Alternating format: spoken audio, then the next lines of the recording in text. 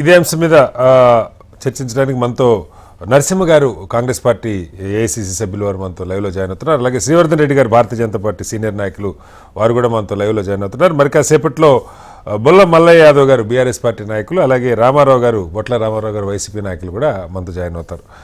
ముందుగా శ్రీవర్ధన్ గారు 3-4 అంశాలు సార్.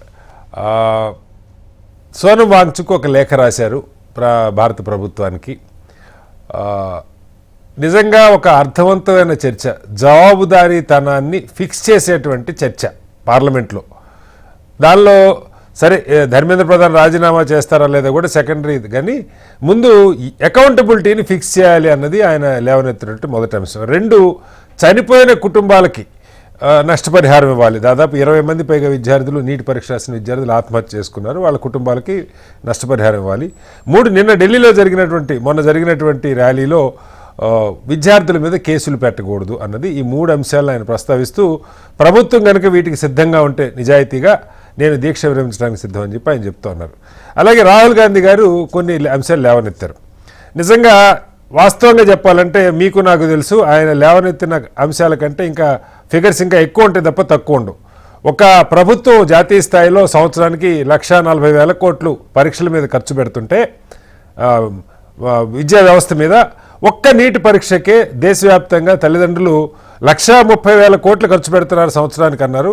కానీ నాకు తెలిసి దాదాపు అది 4-5 లక్షల కోట్లు. మీరు లెక్కేసుకుంటే మీకే అర్థమవుద్ది.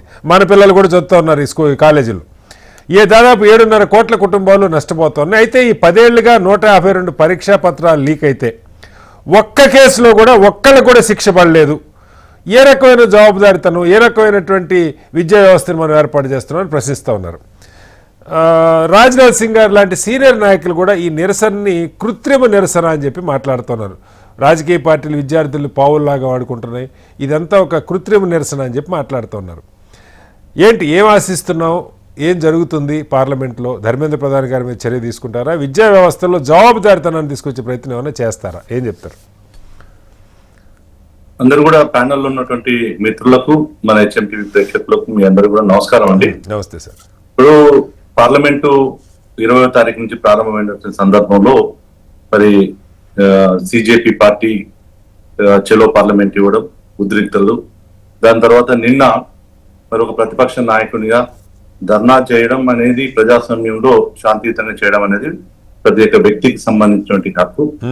జనరల్ గా రాజకీయ పార్టీలు తమ ఎజెండాను పబ్లిక్ గానే డిక్లేర్ చేసి నిరసన కార్యక్రమాలు చేపడతారు.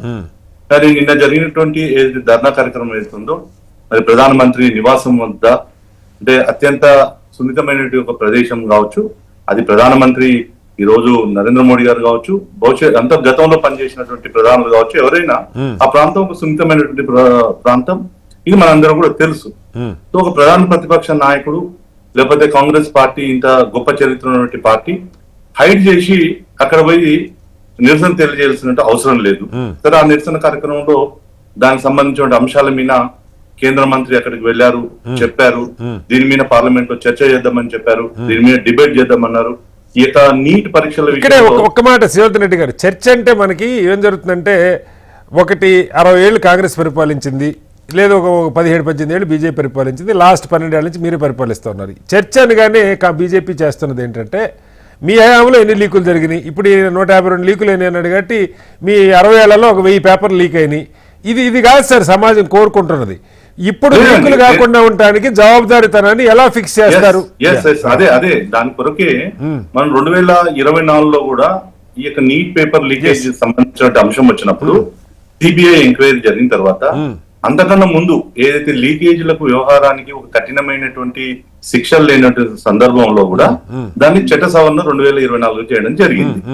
సో నిన్న కూడా జరిగినటువంటి ఈ నీట్ పేపర్ యొక్క లీకేజ్ లో నిజంగా కూడా దేశంలో చాలా మంది విద్యార్థుల కళ, తల్లిదండ్రుల కళ, తమ పిల్లలు డాక్టర్లు కావాలి, దేశం భవిష్యత్తు కోసం తమ భవిష్యత్తు బాగుండాలి, దేశ భవిష్యత్తు బాగుండాలి అనే ఒక లక్ష్యంతో అనేక మంది కళలతోటి అనేక సంవత్సరాల నుంచి ప్రారంభం చేస్తారు. ఏదో intermediate first year second year కాదు, వాళ్ళు 6th నుంచి ప్రారంభం చేసినటువంటి విద్యను మనం చూస్తున్నాం.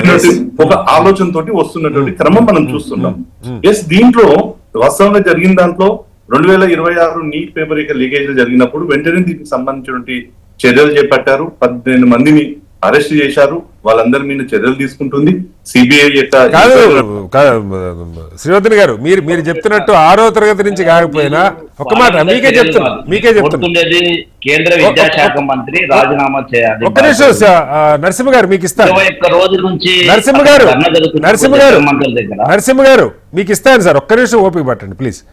శ్రీవర్ధన్ గారు నా ప్రశ్న ఏంటంటే ఒక్క మాట శ్రీవర్ధన్ గారు, ఇప్పుడు మీరు చెప్పినట్టు 6వ తరగతి నుంచి కాకపోయినా 8వ తరగతి నుంచి ప్రిపేర్ అవుతున్నారు పిల్లలు అనుకున్నా 23 లక్షల మంది రాస్తున్నారు. 10 లక్షల మంది నెలకి సంవత్సరానికి ₹1,00,000 ఖర్చు పెట్టారని 5 లక్షల కోట్లు అవుతుంది సార్ డబ్బులు. మీరు లెక్క ఎడ్యుకేషన్ లైన్ లో ఉన్నా కాబట్టి నేను విషయం చెప్తాను. చెప్పండి. పేరెంట్స్ యొక్క కళ ఈ రోజు ఏంటంటే ఎక్స్ట్రాగా ఇవాళ నీట్ ఎగ్జామ్ పోవాలన్నా, ఎంసెట్ ఎగ్జామ్ పోవాలన్నా అనే అంటే చర్చలు పెట్టుకొని నారాయణ, శ్రీ చైతన్య దాంట్లోకి పోతున్న సందర్భం మనం చూస్తున్నాం. నేనేమంటున్నానంటే ఇది ప్రతి విద్యార్థి యొక్క కళ, తల్లిదండ్రుల కళ. దీన్ని సమర్థవంతంగా నిర్వహించాల్సినటువంటి బాధ్యత కూడా ప్రభుత్వాలది. ఇది దీంట్లో ఎక్కడ లేదు. అందుకోసమే ఎన్టీఏను నేషనల్ టెస్టింగ్ ఏజెన్సీని మనం దాన్ని స్థాపించి దాని ద్వారా ఈ యొక్క ఎగ్జామినేషన్ సిస్టాన్ని స్ట్రీమ్ లైన్ చేయాలి అనేది అనేక మంది విద్యావంతులతోటి, అనేక మంది మేధావులతోటి చర్చతోటి మనం చేసుకుంటూ వచ్చాం. ఇదే ఈ రోజు జేఈ మెయిన్స్ సంబంధించిన జేఈ పేపర్స్ కూడా ఐఐటీలు నిర్వహిస్తా ఉన్నాయి. సో ఐఐటీలు నిర్వహించేటప్పుడు అక్కడైతే ఇక్కడ జరుగుతున్నది ఏంటంటే ఒక విద్యార్థుల యొక్క ఆశలు, తల్లిదండ్రుల ఆశలను ఇవాళ సమాజంలో ఉన్నటువంటి కొన్ని విద్రోహ శక్తులు దాన్ని సొమ్ము చేసుకోవడం కోసం జరిగినటువంటి వ్యవహారం. సో మొన్నటి జరిగిన దాంట్లో కూడా కంచె చైన్ వేసినట్టుగా, అంటే ఒక హ్యూమన్ గా ఒక మనిషి ఆయన ఒక స్వార్థంతో చేసినట్టు వ్యవహారం కారణంగా ఇంతమంది విద్యార్థుల యొక్క భవిష్యత్తును మరి ఆందోళన చేసినట్టు పరిస్థితి కాదు సార్. నాకు మీరు శ్రీవర్ధన్ రెడ్డి గారు దయచేసి ఇక్కడ నా ప్రశ్న, పార్లమెంటులో చర్చ అంటే కాంగ్రెస్ సేవలు ఇంతకన్నా ఎక్కువ లీకులైన మీరు రాజీనామాలు చేశారు, ఇది కాకుండా జవాబుదారితనాన్ని మీరు చెప్పిన పరీక్షలకి పిల్లలు ఎంత కష్టపడుతున్నారో నాకంటే మీకే ఎక్కువ తెలుసు, అంగీకరిస్తా. కానీ 2024లో లీక్ అయితే, అదే విద్యా మంత్రి ఆధ్వర్యంలో 2026లో కూడా లీక్ అయితే ఏమాత్రం జవాబుదారితనం లేకుండా నిరసన, కృత్రిమ నిరసన అంటే ఏం అర్థం చేసుకోవాలి సార్? సార్ ఇప్పుడు దీన్ని కృత్రిమ నిరసన అనేది ఒక 2-3 విషయాలు మీరు దీంట్లో గమనించాలి. మీరు ఏదైతే కాంగ్రెస్ పార్టీ ఈ రోజు రాజస్థాన్ లో జరిగిన లీకేజీల గురించి నేను డిస్కషన్ చేస్తలేను. ఇవాళ తెలంగాణలో కూడా మీ అందరూ కూడా తెలుసు, ఈ ప్రభుత్వం వచ్చిన తర్వాత గ్రూప్ 1 కు సంబంధించినటువంటి రిక్రూట్మెంట్ లో అనేక రకాలైన ఆరోపణలు వచ్చినాయి. దీనిలో జరిగిన అవినీతి మీద వచ్చింది, కోర్టుకు పోయారు. అనేక మంది, వేలాది మంది విద్యార్థులు, నిరుద్యోగులు దీని మీద ఆందోళన చేశారు. సరే, ప్రభుత్వం కోర్టులకు వెళ్ళిండ్రు, వాళ్ళు సుప్రీంకోర్టు వరకు పోయారు. ప్రజాస్వామ్యంలో తెలపాల్సినటువంటి నిరసనలో కూడా తెలంగాణలో జరిగినటువంటి అంశం. సార్ ఇప్పుడు చర్చ కాంగ్రెస్ బీజేపీ కాదు సార్, మీరు అధికారులు ఉన్నారు, జాతీయ స్థాయిలో పరీక్ష లీక్ అవుతుంది, దాని మీద మాట్లాడుతున్నారు. ఎస్ సార్, నేను అదే చెప్తున్నా. విషయం ఏంటంటే దీనికి సంబంధించినటువంటి డిబేట్ ఏదైతే ఉందో దానికి అక్కడ కూడా మీ సూచనలు, ప్రతిపక్ష పార్టీలుగా మీ సూచనలు పరిగణలోకి తీసుకుందాం. దీన్ని పరిష్కారం ఏం చేద్దామని చెప్పేసి ఒకటి చెప్పింది సార్. రెండోది, నేనేమంటున్నా, ఈ యొక్క నిరసన కార్యక్రమం ఏదైతే ఉందో నిజంగా కాంగ్రెస్ పార్టీ, ఈ దేశంలో ప్రతిపక్ష పార్టీ ఉన్నటువంటి కాంగ్రెస్ పార్టీ, దానికి అనేక వింగులు ఉన్నటువంటి కాంగ్రెస్ పార్టీ ఇవాళ ఒక నీట్ ఎగ్జామ్ జరిగి ఎన్ని రోజులు జరిగింది, కాంగ్రెస్ పార్టీ ఇన్ని రోజుల నుంచి ఏం చేస్తుంది సార్? మనం అనుకోనికి డెమోక్రసీలో కాంగ్రెస్ పార్టీ ఏం చేస్తుంది? ఇలా కాక్రోచ్ పార్టీ ఇలా వచ్చిన తర్వాత కాంగ్రెస్ పార్టీ దీన్ని హైజాక్ చేస్తూ ఒక రాజకీయమైన దాడిని కొనసాగించాలి. దీంట్లో నరేంద్ర మోడీ యొక్క ప్రభుత్వం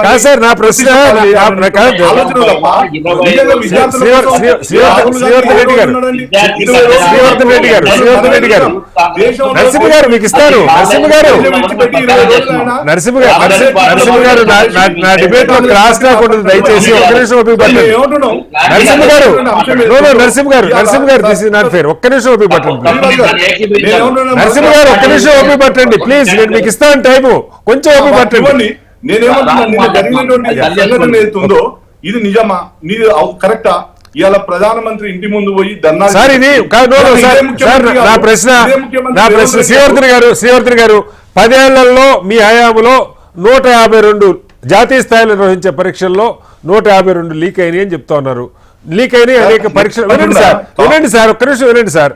ఒక్క కేసులోనే శిక్ష పడిందని ప్రధాన ప్రతిపక్ష నాయకుడు అడుగుతున్నారు, సమాధానం చెప్పండి. 2004 వరకు దేశంలో ఇలాంటి లీకేజీలు చేసిన దాంట్లో మనం గతంలో కూడా చూసాం. ఇక్కడ కూడా BRS party intermediate exam valuation లో ఒకవేళ జరిగిన తప్పులు ఏవైతే ఉన్నాయో దాంట్లో కొంతమంది విద్యార్థులు చనిపోయినటువంటి సో సంగతి అదే కంటిన్యూ అవుతుందంటున్నారు. కాంగ్రెస్ బీఆర్ఎస్ ఏం చేసింది అలాగే మేము చేస్తున్నాం అంటున్నారు.